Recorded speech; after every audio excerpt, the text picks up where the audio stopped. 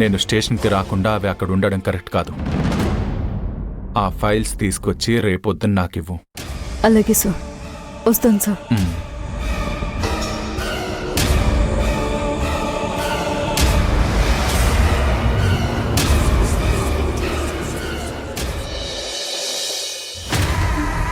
అవన్నీ నాకు తెలీదు.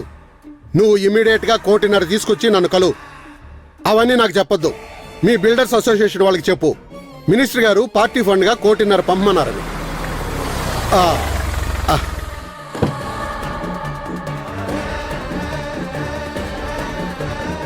రండి మేడం గారు. నమస్తే. నమస్కారం మినిస్టర్ గారు. సరే సరే, నాకు ఒక విఐపి గెస్ట్ వచ్చారు. నేను వారితో మాట్లాడి తర్వాత నీకు ఫోన్ చేస్తాను.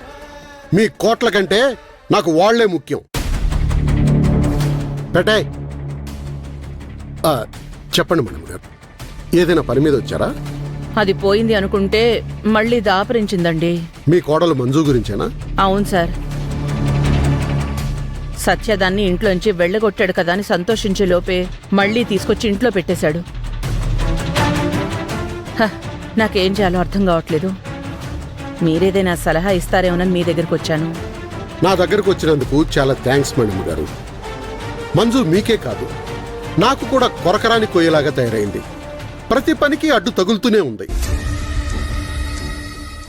సత్య భార్య అని ఆలోచిస్తున్నాం గాని, లేకపోతే ఆ మంజు ఫోటోకి ఎప్పుడో దండేసేసేవాణ్ణి. ఎక్కడ ఏ ఉదంతం జరిగినా దానికి కారణం నేనేనంటుంది. పైగా మళ్ళీ ఆ విషయం తీసుకెళ్లి సత్యాకి చెప్పి ప్రతిరోజు గొడవలు పెట్టుకుంటుంది. ఆ సిఐ గాడి మీద మర్డర్ అటెంప్ట్ జరిగిందంట. దానికి కారణం కూడా నేనేనని అనుమానం అంట. మణేమ్మ గారు, మీరొచ్చి మీ బాధను నాకు చెప్పుకుంటున్నారు, కానీ నా బాధను నేనెవరికి చెప్పుకోవాలో నాకే అర్థం కావడం లేదు. ఇప్పుడు మంజుకి సపోర్ట్ చేయడానికి ఆ సిఐ గాడు కూడా లేడు. ఇదే కరెక్ట్ టైం ఆ మంజుకి కోరలు పీకేయడానికి. మీరేం టెన్షన్ పడకండి మణేమ్మ గారు, నేనున్నాను. ఈ ఒక్క సాయం చేయండి మినిస్టర్ గారు.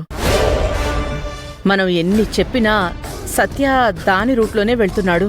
నాకు మనశ్శాంతి లేకుండా పోతోంది.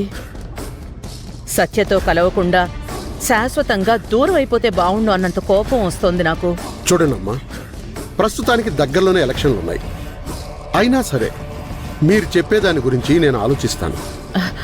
నా బాధ ఏంటంటే నా కొడుకు దాని మాటలు విని మీకెక్కడ దూరం అవుతాడోనని నా భయం వేస్తోంది. మణేమ్మ గారు, మీరు నాకు ఇచ్చే మర్యాదకి నేను నిజంగా ధన్యుణ్ణి. మీరేం టెన్షన్ పడకండి, అన్నీ నేను చూసుకుంటాను. మంచిదండి.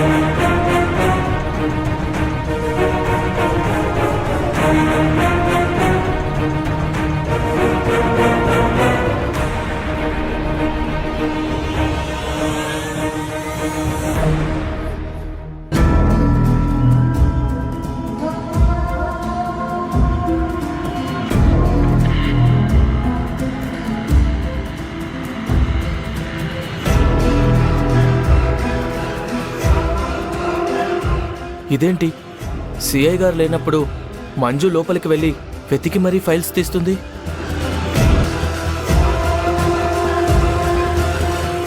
మంజు, ఏంటి సిఐ గారి ఛాంబర్లోకి ఎందుకెళ్ళావు? పని ఉండి వెళ్ళాను సార్.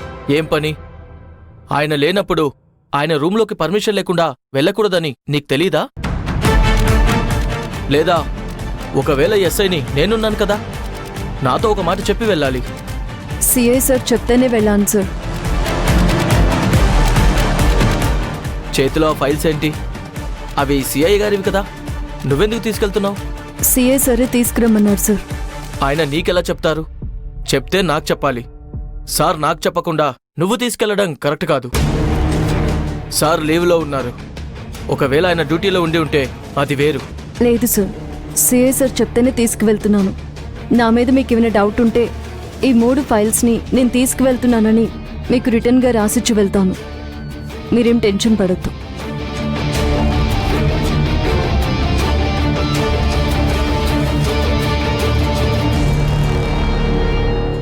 ఈ విషయం మినిస్టర్ గారికి చెప్పాలి. ఆ ఫైల్స్ ఒకవేళ మినిస్టర్ అయితే ఆయనకి ఇన్ఫర్మేషన్ ఉపయోగపడుతుంది.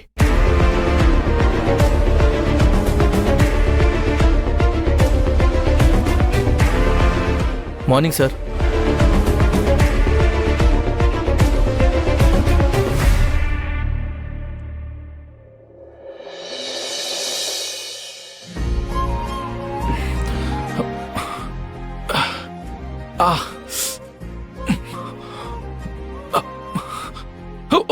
అరే చూసుకోవాలి కదా. చిరుగాలిలా నలువైపులా నీ హాయి స్పర్శ నన్ను వీడిపోదులే. ఉంటాలే ఉంటాలే నీ వెంటే ఉంటాలే.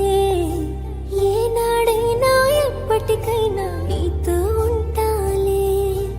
ఉంటాలే ఉంటాలే నీ వెంటే ఉంటాలే. నేడు రేపు ఏనాడు నీ జంటై ఉంటాలే. ఏనాడో రాసుండేలే కనుకే నీ తోడయ్యాలే.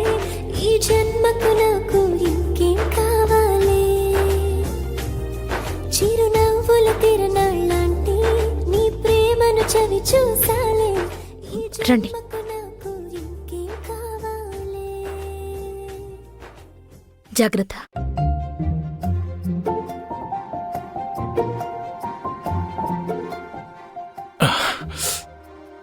దేనికి లేచారు?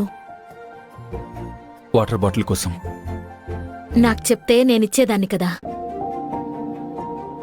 ప్రతి చిన్న పని మీకు చెప్పడం ఇబ్బందిగా అనిపిస్తుంది. మీరు అలా ఆలోచిస్తే ఇబ్బంది ఇంకాస్త ఇబ్బంది అవుతుంది. నేను ఏ తప్పు చేయకపోయినా నాకు ఈ శిక్ష పడింది. నా జీవితంలో ఇలాంటిది ఒక రోజు వస్తుందనుకోలేదు. ముందు నీళ్లు తాగండి.